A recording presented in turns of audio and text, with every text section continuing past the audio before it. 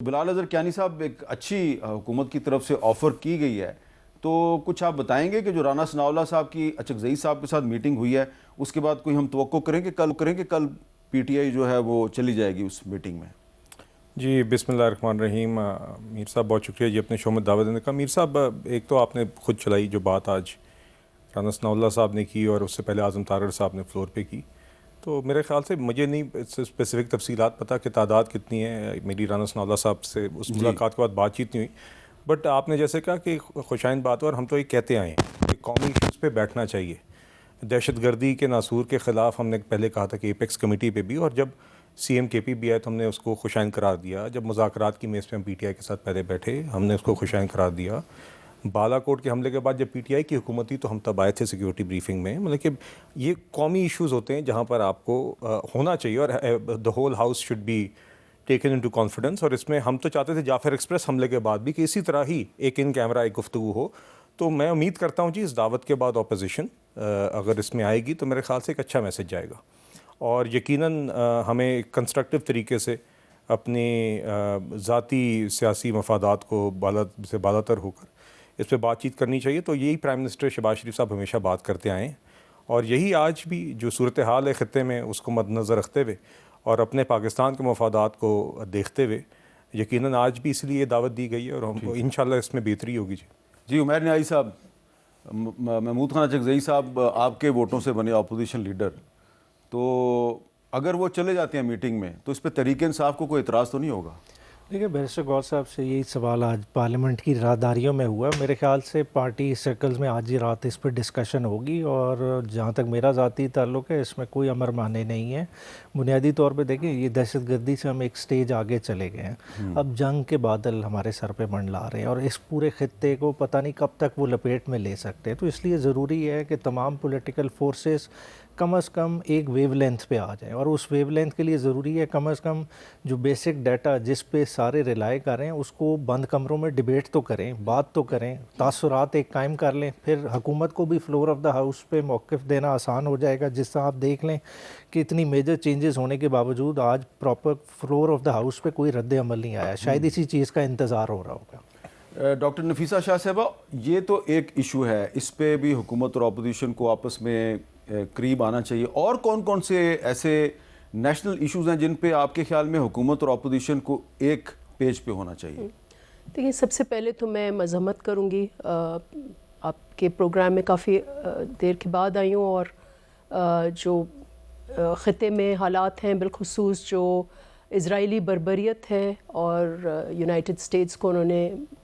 مسلیڈ کیا یا لیڈ کیا، جو حملہ ہوا ہے ایران کے اوپر، جتنی مذمت کی جائے وہ کم ہے، اور اس کے ساتھ ساتھ جو سپریم لیڈر کی شہادت ہوئی ہے اس پہ بھی میں اظہار افسوس کروں گی، اور اس کے ساتھ ساتھ جو 150 سے زائد میرے خیال سے بچیاں جو ہیں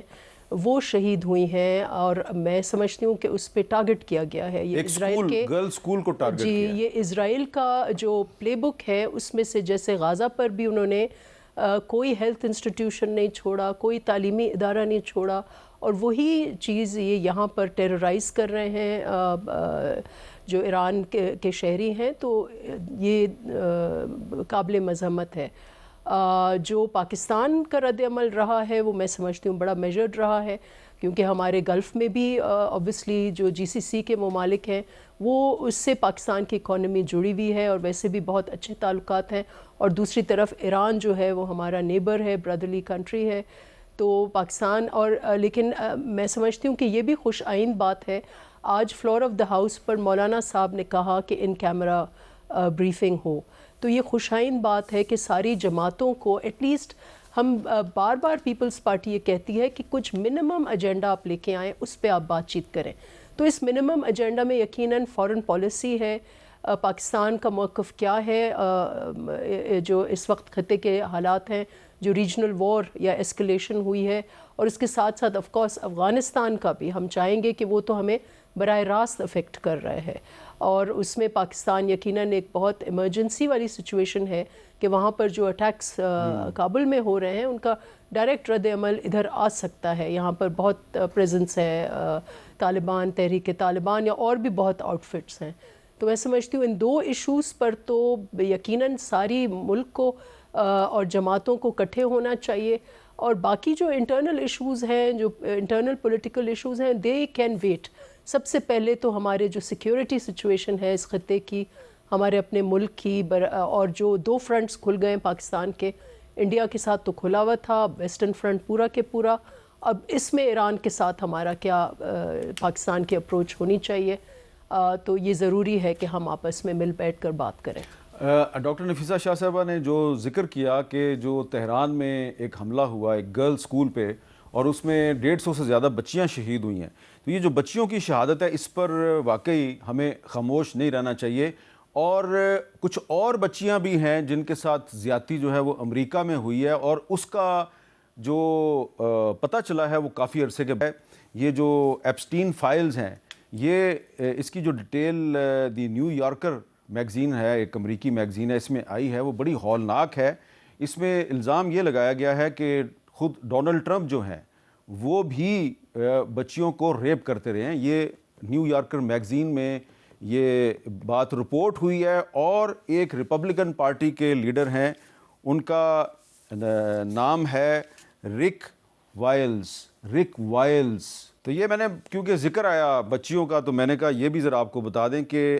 ڈاکٹر نفیسہ شاہ صاحبہ نے کہا کہ پتہ نہیں اسرائیل نے امریکہ کو لیڈ کیا ہے یا مس لیڈ کیا ہے. خود امریکہ میں کہا جا رہا ہے کہ نہ لیڈ کیا نہ مس لیڈ کیا، بلیک میل کیا گیا ہے. یہ جو ویڈیوز جس کا ذکر رگ وائلز کر رہے ہیں.